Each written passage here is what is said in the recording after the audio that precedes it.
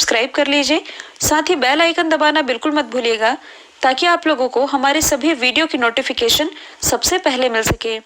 तो चलिए स्टार्ट करते हैं। हमारा पहला क्वेश्चन, हाल ही में अंतर्राष्ट्रीय हिम तेंदुआ दिवस ये कब मनाया गया है, यानी कि इंटरनेशनल स्नो लेपर्ड डे। तो ये भी हाल ही में मनाया गया है 23 अक्टूबर को। और ये डे मनाया क्यों जाता है, तो देखिए जो स्नो लेपर्ड होते हैं यानी कि हिम तेंदुआ, जो कि आप इमेज में देख भी सकते हैं, तो स्नो लेपर्ड के संरक्षण के प्रति अवेयरनेस फैलाने के लिए हर साल 23 अक्टूबर को मनाया जाता है स्नो लेपर्ड डे। और ये 2014 से हर साल मनाया जा रहा है। यदि हम बात करें स्नो लेपर्ड की, तो ये कुल 12 कंट्रीज में पाए जाते हैं। और ये 12 कंट्रीज हैं कौन कौन सी, इसे आप इजिली याद रख सकते हैं। 6 तो इजिली याद रख सकते हैं। देखिए जो स्थान कंट्री है, मतलब कि जिन कंट्री के लास्ट में स्थान आता है, उसमें से केवल यदि हम तुर्कमेनिस्तान को छोड़ दें तो सभी स्थान कंट्रीज में पाए जाते हैं हिम तेंदुआ, जैसे कि Pakistan, Afghanistan, Kyrgyzstan, Kazakhstan, Tajikistan और उज्बेकिस्तान। इन 6 कंट्रीज में पाए जाते हैं। तुर्कमेनिस्तान में बस नहीं पाए जाते। इसके अलावा 6 और कंट्रीज है, इसके नाम भी याद करना ज़्यादा मुश्किल नहीं है। एक तो है अपना देश भारत ही, और बाकी जो कंट्रीज हैं ये भारत के आसपास ही है, जैसे कि नेपाल, चाइना, रसिया, मंगोलिया, फिर है भूटान। तो इन 12 कंट्रीज में पाए जाते हैं हिम तेंदुआ, जिनके संरक्षण के प्रति अवेयरनेस फैलाने के लिए ये दिवस मनाया जाता है। देखिए पिछले वर्ष मतलब कि 23 अक्टूबर 2019 को जब ये डे मनाया गया, तब चौथा शिखर सम्मेलन भी आयोजित किया गया था इन्हीं के संरक्षण के लिए। कहाँ आयोजित किया गया था, दिल्ली में, जिसकी अध्यक्षता की गई थी प्रकाश जावड़ेकर जी के द्वारा। और पिछले ही वर्ष मतलब कि 2019 में स्नो लेपर्ड की गणना के लिए भारत का पहला नेशनल प्रोटोकॉल ये लॉन्च किया गया था प्रकाश जावड़ेकर जी के ही द्वारा। तो ये भी आप याद रख सकते हैं। अब यहाँ हिम तेंदुआ के संरक्षण की बात की ही जा रही है, तो एक और क्वेश्चन है जो कि आप करंट से रिलेट कर सकते हैं। हाल ही में भारत का पहला हिम तेंदुआ संरक्षण केंद्र ये कहाँ स्थापित होने जा रहा है, उत्तराखंड में। और उत्तराखंड में भी कहाँ, उत्तराखंड के उत्तरकाशी जिले में। तो आई होप स्नो लेपर्ड से रिलेटेड सारे फैक्ट अब आप लोगों को क्लियर हो गए होंगे। 15 अक्टूबर को मनाया गया है विश्व विद्यार्थी दिवस, यानी कि वर्ल्ड स्टूडेंट्स डे, और international day of rural women, यानी कि अंतर्राष्ट्रीय ग्रामीण महिला दिवस। 16 अक्टूबर को मनाया गया है वर्ल्ड फूड डे, यानी कि विश्व खाद्य दिवस। और 20 अक्टूबर को मनाया गया है विश्व सांख्यिकी दिवस, जबकि भारत में जो राष्ट्रीय सांख्यिकी दिवस है ये मनाया जाता है 29 जून को।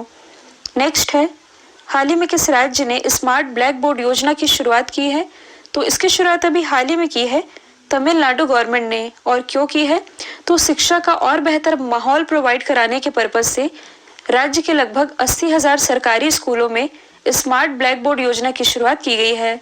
और कहा जाए तो डिजिटल इंडिया की तरफ ही तमिलनाडु का ये एक प्रयास है।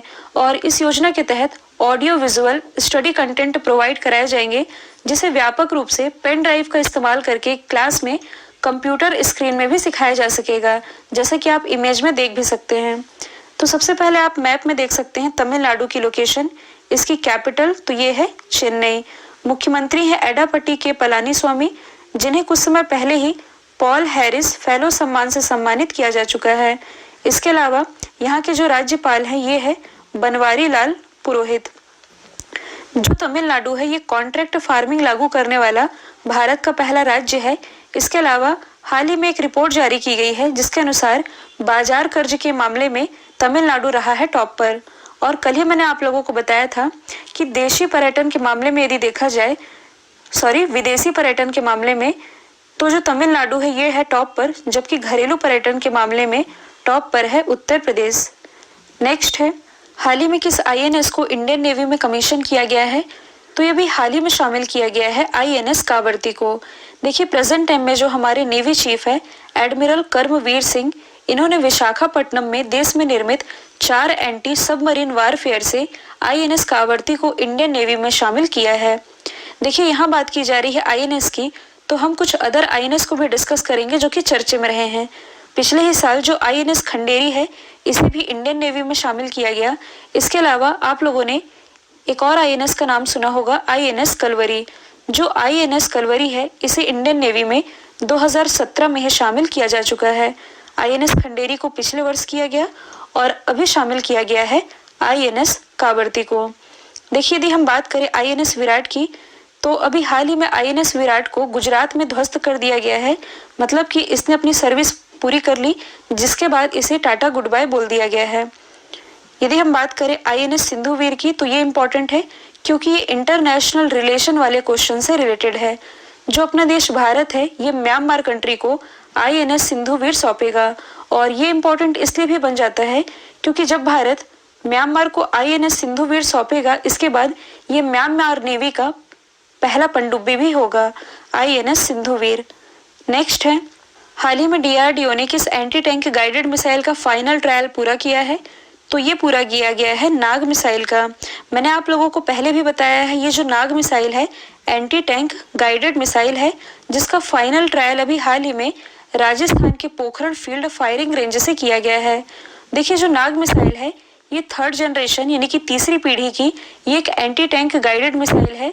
और इसका जो फाइनल ट्रायल किया गया है, इसके बाद मतलब कि इसकी सफलतापूर्वक टेस्टिंग के बाद ये इंडियन नेवी में शामिल होने के लिए तैयार है। नाम है नाग मिसाइल। यदि हम बात करें डिफेंस रिसर्च डेवलपमेंट ऑर्गेनाइजेशन की, तो स्थापना हुई थी 1958 में, हेडक्वार्टर स्थित है दिल्ली में।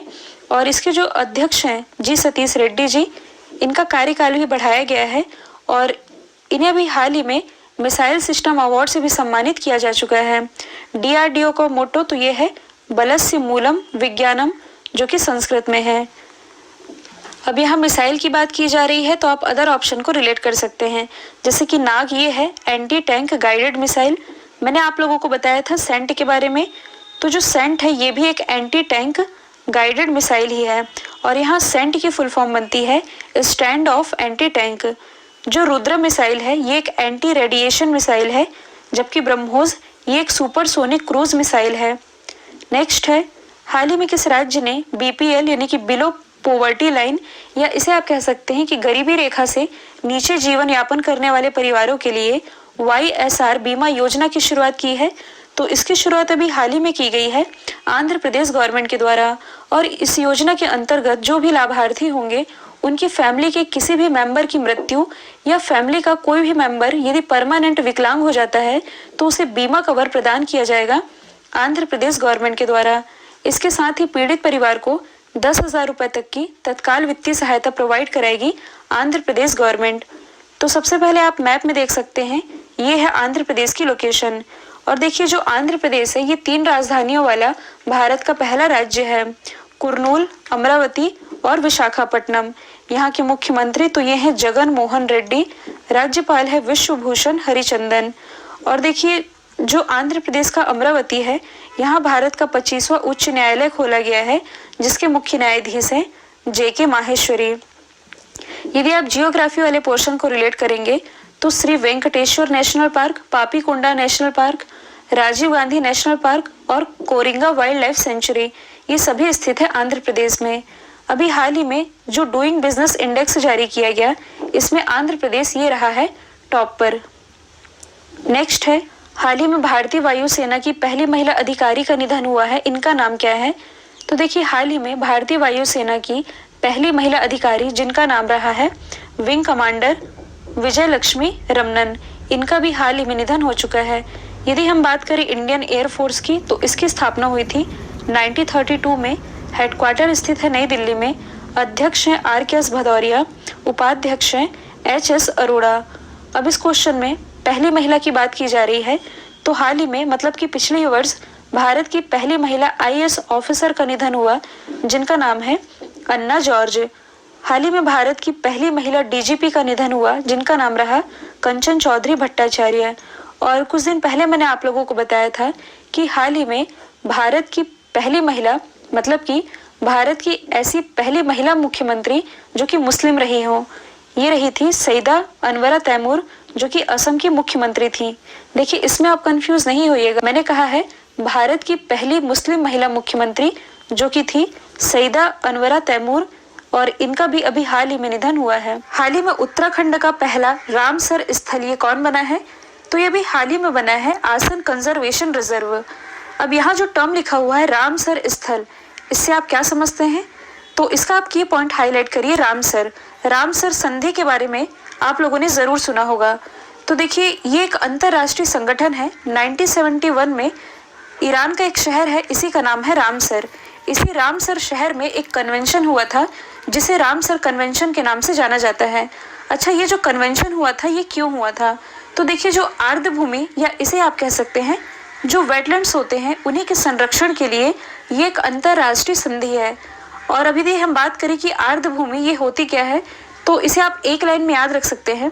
देखिए जो वेटलैंड्स है यानी कि आर्द्र भूमि, तो ये जल और स्थल के बीच का एक संक्रमण क्षेत्र होता है जो कि जैव विविधता यानी कि बायोडाइवर्सिटी की दृष्टि से एक समृद्ध क्षेत्र होता है और इसलिए इसके संरक्षण का भी ध्यान रखा जाता है।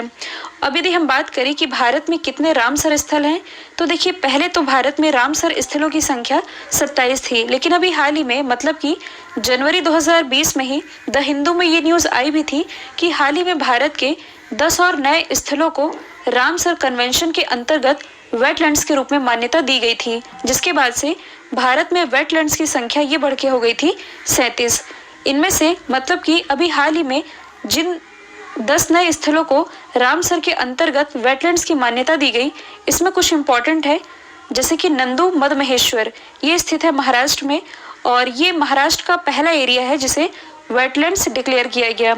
इसके बाद जो व्यास रिजर्व है और नागल वन जीव अभ्यारण्य, ये दोनों स्थित है पंजाब में, जिन्हें भी हाल ही में वेटलैंड्स का दर्जा दिया गया है। तो ये आप सभी याद रखेंगे। नेक्स्ट है हाल ही में एलजी सिग्नेचर का ब्रांड एम्बेसडर किसे बनाया गया है? तो देखिए हाल ही में जो एलजी इलेक्ट्रॉनिक्स है इसने अपने home solution brand LG signature का ग्लोबल ब्रांड एम्बेसडर ये बनाया है लुइस हैमिल्टन को।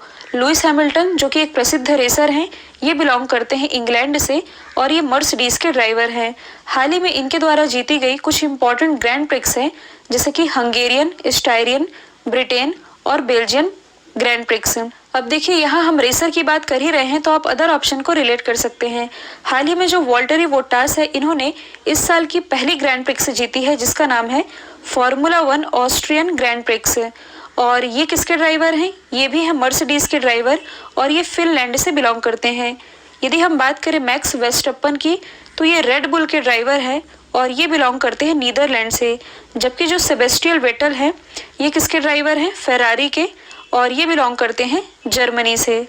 नेक्स्ट है हाल ही में पार्ले एग्रो ने अपना ब्रांड एम्बेसडर किसे बनाया है? तो ये भी हाल ही में बनाई गई हैं प्रियंका चोपड़ा जोनस। यदि हम बात करें पार्ले एग्रो की तो इसका जो हेडक्वार्टर स्थित है ये स्थित है मुंबई महाराष्ट्र में और इसके सीईओ तो ये हैं सहाना चौहान।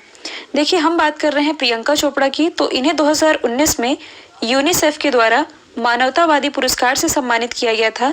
इसके अलावा यदि आप करंट से रिलेट करेंगे तो इनकी एक किताब है जिसका नाम है अनफिनिश्ड और इनकी ये जो किताब है अनफिनिश्ड ये 12 घंटे के भीतर ही यूएस की नंबर 1 सेलिंग किताब बन गई है। तो ये भी आप याद रख सकते हैं।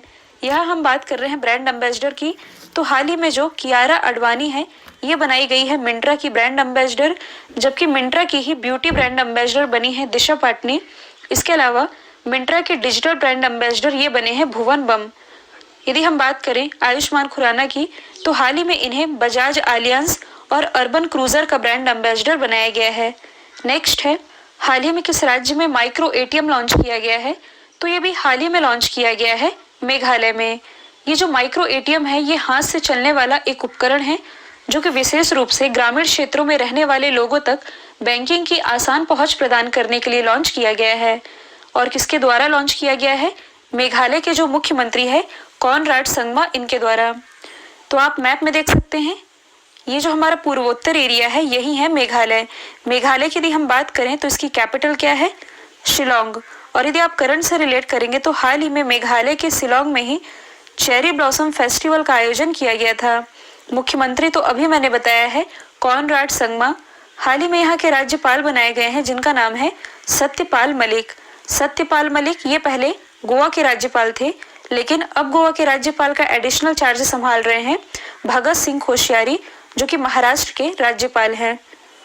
नेक्स्ट है सीबीएसई द्वारा आयोजित की जाने वाली सीटेट की परीक्षा की वैधता को 7 साल से बढ़ाकर के कितना कर दिया गया है? तो ये कर दिया गया है आजीवन। मतलब कि देखिए जो सीटेट एग्जाम होता था, सीटेट यानी कि सेंट्रल टीचर एलिजिबिलिटी टेस्ट या इसे आप कह सकते हैं केंद्रीय शिक्षक पात्रता परीक्षा। तो इसका जो सर्टिफिकेट होता था जिसकी वैलिडिटी 7 साल होती थी, इसे बढ़ा करके कर दिया गया है आजीवन, मतलब कि इसकी वैलिडिटी अब कभी भी खत्म नहीं होगी। तो ये बहुत ही अच्छा फैसला है। आज की बेरोजगारी के दौर में लाखों लोगों को इसका लाभ मिल सकेगा। तो अब हम जान लेते हैं CBSE के बारे में, यानी कि central board of secondary education. तो इसकी स्थापना हुई थी 1962 में। हेडक्वार्टर स्थित है नई दिल्ली में। हाल ही में इसके नए MD बनाए गए हैं। इनका नाम क्या है? मनोज आहूजा। नेक्स्ट है सैन मेरिनो गणराज्य में भारत के अगले एम्बेसडर यानी कि राजदूत ये कौन बनी है? तो ये भी हाल ही में बन गई है नीना मल्होत्रा। जो नीना मल्होत्रा है ये 1992 बैच की IFS ऑफिसर है और इन्हें ही सैन मेरिनो गणराज्य में भारत के अगले एम्बेसडर बना दिया गया है। तो यहाँ जो टर्म लिखा हुआ है सैन मेरिनो गणराज्य, ये कहाँ स्थित है? तो आप वर्ल्ड मैप में देख सकते हैं, ये है इटली की लोकेशन और इटली को ही यदि आप जूम करके देखेंगे तो ये है सैन मेरिनो गणराज्य। यहीं की एम्बेसडर बनी है नीना मल्होत्रा। यदि हम बात करें सैन मेरिनो की तो इसकी कैपिटल भी सैन मेरिनो ही है, करेंसी है यूरो। इसके पास जो आप देख रहे हैं इटली की यदि हम बात करें तो इसकी कैपिटल है रोम। रोम में हेडक्वार्टर स्थित है FAO का, यानी कि फूड एंड एग्रीकल्चर ऑर्गेनाइजेशन का। कई बार एग्जाम में पूछा जाता है कि इटली की गंगा ये किस नदी को कहते हैं? तो ये कहते हैं पो नदी को। यहाँ हम बात कर रहे हैं राजदूत की। तो हाल ही में जो मोनिका मेहता है ये स्विट्जरलैंड में इंडिया की नेक्स्ट एम्बेसडर बनी है। राहुल श्रीवास्तव तो ये रोमानिया में इंडिया के नेक्स्ट एम्बेसडर बने हैं। जबकि जो तरनजीत सिंह संधू है ये USA में इंडिया के नए राजदूत बनाए गए हैं। और देखिए जो वर्ल्ड ज्योग्राफी की सीरीज चलाई जाने वाली है, इसका जो पहला पार्ट है ये कल अपलोड किया जाएगा, यानी कि संडे को। तो इस वीडियो को देखना आप बिल्कुल मत भूलिएगा। कल मैंने आप लोगों से पूछा था मोह विद्युत पोर्टल किसने लॉन्च किया है? तो इसका राइट आंसर था ओडिशा। अब आप लोगों के लिए आज का सवाल है CEO ऑफ द ईयर का अवार्ड किसे मिला है? तो इसका जो भी आंसर है कमेंट बॉक्स में बताइएगा। वीडियो यदि पसंद आया है तो चैनल को लाइक शेयर सब्सक्राइब करना बिल्कुल मत भूलिए।